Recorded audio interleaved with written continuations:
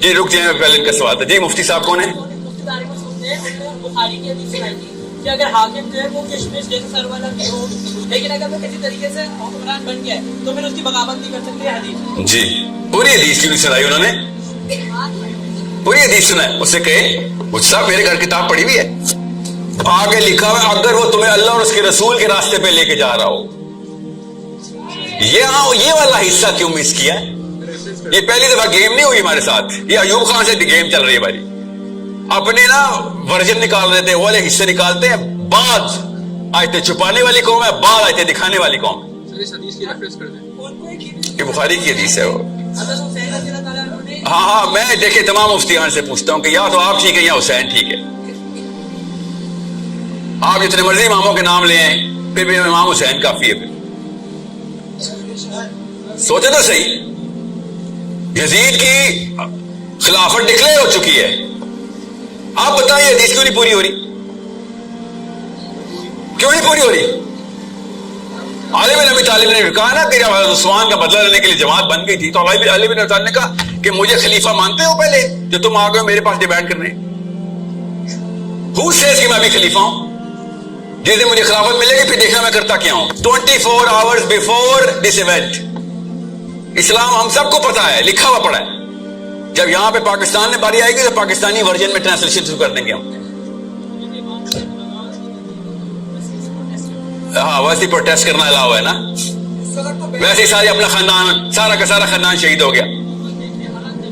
دیکھیں اصلی جو کہانی ہے نا سیدنا حسین کے واقعے میں, وہ مسلم آئیڈینٹی کے اوپر دونوں طرف سے روشنی ڈالتی ہے. ایک طرف سیدنا حسین ہے, دوسری طرف وہ بندہ ہے, سوچیں ذرا, شمر. آپ نے کبھی نوٹ نہیں کیا, کسی کو پتا نہیں تھا, کوئی کنفیوژن تھی کہ کیا کون سی ہستی سامنے کھڑی ہوئی ہے.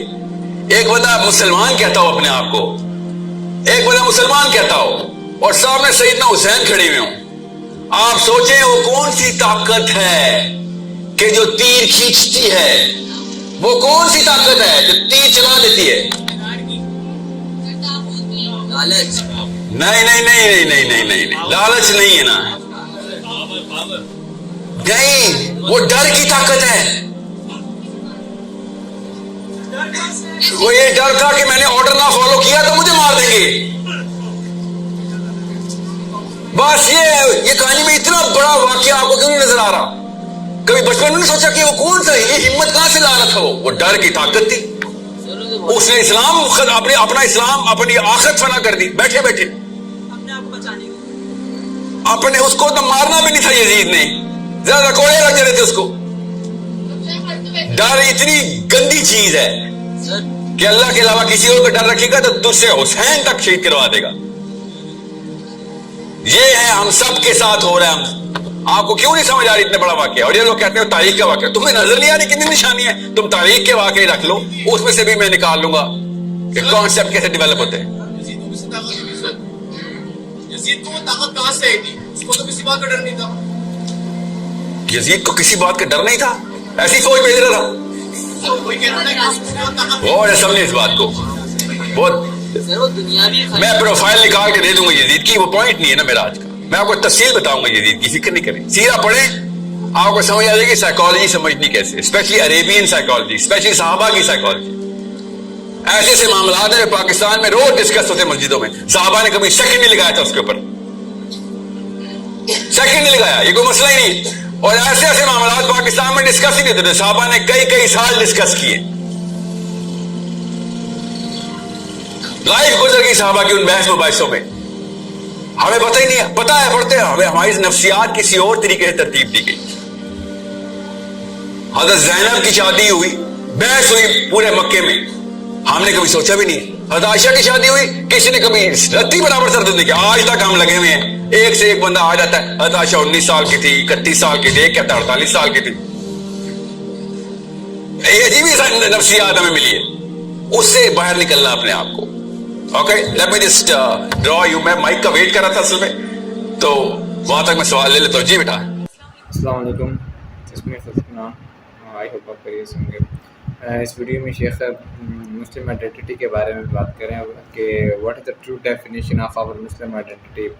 And we have a prime example Hazrat Hussain علیہ السلام کی، جس طرح انہوں نے اگینسٹ دا فلو جا کے ایک اپنی مسلم آئیڈینٹی کو کلیئر کیا تھا. وی ہیو ٹو فالو ہم، کہ جس طرح آپ ابھی ہمارے حالات دیکھ لیں کہ ہم یہ سمجھ رہے ہیں کہ جو بھی ہمارے اوپر ایک فرعون کی طرح کا ایک حکمران مسلط کر دیا جائے تو ہم اس کے خلاف اگر کوئی پروپیگنڈا کریں گے، یا پھر وی کین سے کہ ہمیں جو اسلام نے رائٹس دیے ہیں ان رائٹس کو یوٹیلائز کرتے ہوئے ہم اپنی پوٹینشل کو چینلائز کریں گے، تو وہ ایک خروج میں آ جائے گا، وہ ایک بغاوت میں آ جائے گا. یہ بغاوت نہیں ہے، یہ تو آپ اپنا بیسک رائٹ اپنا ایک ڈٹرمن کر رہے ہو کہ ہمیں یہ چیز اسلام نے پرووائڈ کی ہوئی ہے اور ہم اس کا حق مان سکتے ہیں. اور اس کے لیے سب سے پہلے یہ چیز ہوتی ہے کہ آپ نے اپنے کلسٹر بنانے ہوتے ہیں، آپ نے اپنی ایک فورس بنانی ہوتی ہے جس کی وجہ سے آپ اپنے ایک پریشر پوائنٹ کریٹ کر سکیں.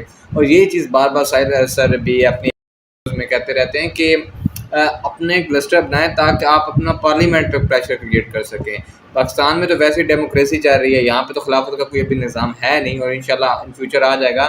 جب تک خلافت کا نظام نہیں آتا تو you have to connected with each other, جس کے مائنڈ سیٹ ایک ساتھ ہے، جس کا پرپس آپ کے ساتھ الائن ہے، تو تب جا کے آپ کوئی بگر چینج لا سکتے ہو. مگر انفارچونیٹلی ہم اپنے اتنے بائسنس میں چلے گئے ہوئے ہیں کہ ہم مولوی ایک جو ایک پروفیشن بن چکا ہوا ہے، تو اس میں دیکھ لیں کہ وہ اپنی بائسنس میں آ کے ایک دوسرے کو جہنمی کہہ رہے ہوتے ہیں.